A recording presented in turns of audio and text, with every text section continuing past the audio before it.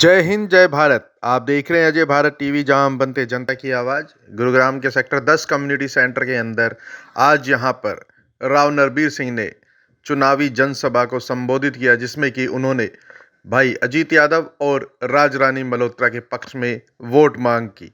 उन्होंने कहा कि आप इनको वोटों से जिताइए और सदन में इनका नाम ऊंचा करिए। इसके साथ ही उन्होंने कहा कि गुरुग्राम को पॉलिथीन मुक्त करना हमारा पहला अभियान है, जो कि आपके सहयोग से ही सफल हो पाएगा। जिसके बारे में अजीत सिंह ने कहा कि वह पहले लोगों को समझा रहे हैं प्यार से, लेकिन यदि लोग प्यार से नहीं समझेंगे तो फिर सख्ती भी थोड़ी अपनानी पड़ेगी, जिसका समर्थन राव नरबीर ने भी किया। उन्होंने लोगों से अपील की कि आप अपने घरों से कृपया पॉलिथीन को बाहर फेंक दीजिए। देखिए, यह खास खबर हमारी शेयर जरूर कीजिएगा, ज़्यादा से ज़्यादा लोगों तक यह खबर पहुंचनी चाहिए।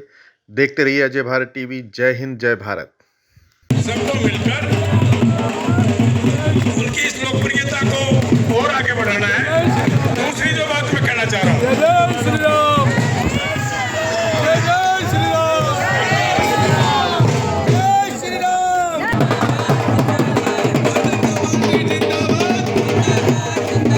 भाजपा जिंदाबाद, भाजपा।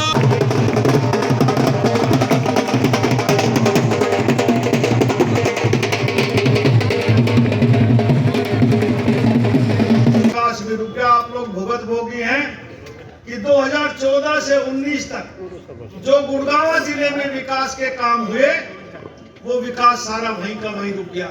इसलिए कि 2019 में भारतीय जनता पार्टी की सरकार नहीं बनी, दो दलों की सरकार बनी, बीजेपी और जेजेपी की। और साझे के काम में जैसा काम चलता वैसी ही सरकार चली और गुड़गांव वासियों ने उसका फल भुगता। अब दोबारा से भाजपा की सरकार बनी है, पूर्ण बहुमत की सरकार बनी है। और अब ये मेयर के चुनाव है साथियों, पार्षद के चुनाव है। गुड़गांव जो नगर निगम है वो सफिशिएंट है, उसको पैसे की आवश्यकता नहीं। उसके पास इतना पैसा है कि अपना काम गुड़गांव में ही करवा सकता है। सिर्फ मॉनिटरिंग की जरूरत है। 2 साल से हमारे नगर निगम के चुनाव नहीं हुए, इसलिए सड़कें खराब हो गई, गड्ढे हो गए, सीवर ओवरफ्लो होने लगे सीवर, कहीं ढक्कन टूट गए तो ढक्कन नहीं बदले जा रहे, कहीं बिजली व्यवस्था ठीक नहीं।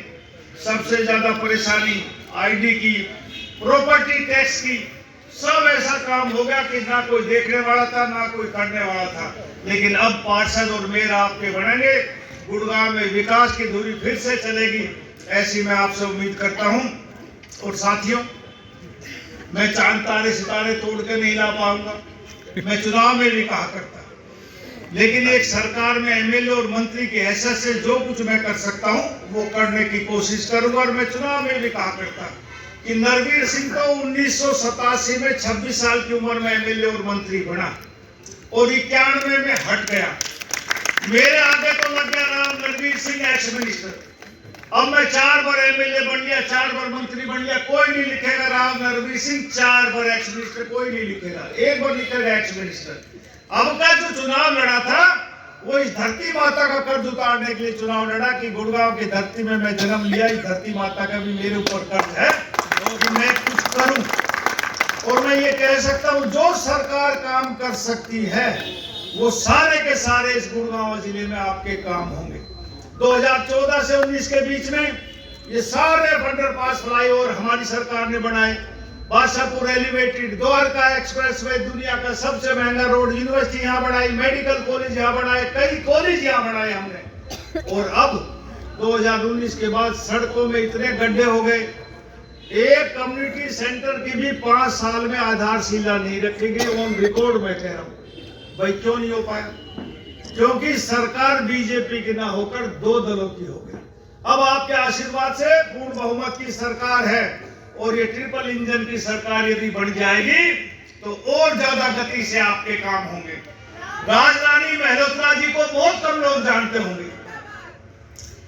साथियों, ये विधानसभा क्षेत्र नहीं है बादशाहपुर, ये नगर निगम 2 विधानसभाओं से भी बड़ा वो है मेयर का चुनाव। हर जगह ये नहीं पहुंच सकती। हमारी खुशकिस्मती आज हमारे बीच में आई है। मैं कई दिनों से जनसभा गुड़गांव और मानेसर में कर रहा हूं।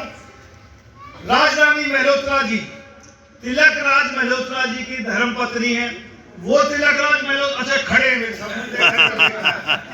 जब ये भारतीय जनता पार्टी के अध्यक्ष थे 2011 में, तो इनकी रहनुमाई में मैंने बीजेपी शामिल हुआ था। बीजेपी बजाओ तालियां। ये बीजेपी परिवार के पुराने आदमी हैं और मैं उम्मीद करता हूं कि राजरानी मल्होत्रा जी के नेतृत्व में गुड़गांव के मेयर को जो अब तक काम नहीं हो, आप इतने उत्साह से, जोश से, जिस प्रकार से समर्थन दे रहे हैं, उसके लिए आपका बहुत बहुत धन्यवाद।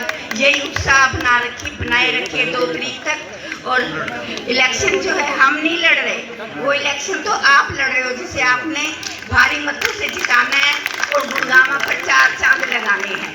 धन्यवाद। मेरा नाम राजवाला है। मैं सेक्टर 10 में पेलिकन नेस्ट सोसाइटी में रहती हूँ और मुझे उम्मीद ही नहीं, 100% श्योरिटी है कि अजीत जी बहुत ही भारी मतों से विजयी होंगे।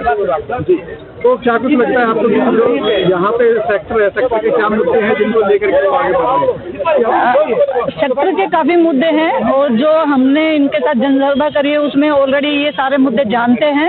जैसे रोड का है, सीवेज का है, सर्विस रोड की दिक्कत है, काफ़ी दिक्कत हैं, लाइट्स का है, तो सब लोग ये सारी प्रॉब्लम जानते हैं और ये उनको जैसे ही विजय होंगे सारी प्रॉब्लम सोल्व करेंगे। आदर्श वार्ड बनाने के लिए उन्होंने यहाँ पे घोषणा की है थैली मुक्त करने के लिए। कितना योगदान आपका रहेगा और कितना आप करवाएंगे? 100% योगदान रहेगा। वो ऑलरेडी हमारा चल भी रहा है कि सूखा कूड़े दूसरे डब्बे में डालो, गीला अलग डालो, और जो ये बता रहे हैं कि थैले वगैरह प्रोवाइड करेंगे, तो वो चीज़ हम भी कोशिश करेंगे और वो भी उस चीज़ में इन्वॉल्व होंगे।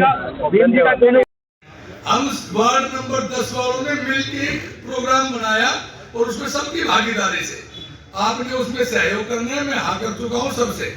हम जीतने के बाद 3 महीने तक रेहड़ी वाले को, सब्जी वाले को, परचून वाले को हम लोग पोलोथीन प्रोवाइड कराए। वो सोच बोलते नहीं,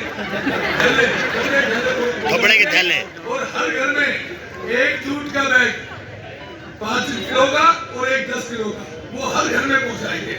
और 3 महीने के बाद यदि कोई नहीं मानेगा तो फिर चालान कटवाएंगे। फिर आप वाली शक्ति यूज करेंगे। पहले हाथ जोड़ो और जब हाथ ना माने तो थोड़ी सख्ताई भी जरूरी है। कुछ बदलाव के लिए कुछ शक्तियां जरूरी होती है, इसलिए हमारा सुंदर हो, स्वच्छ हो, पर्यावरण अच्छा हो। आप ध्यान रखना कि आदर्श वार्ड 6 महीने के अंदर अंदर ये सारा वार्ड आपके हाथों से प्राइज लेने का उत्सुक रहेगा। शुक्रिया साहब।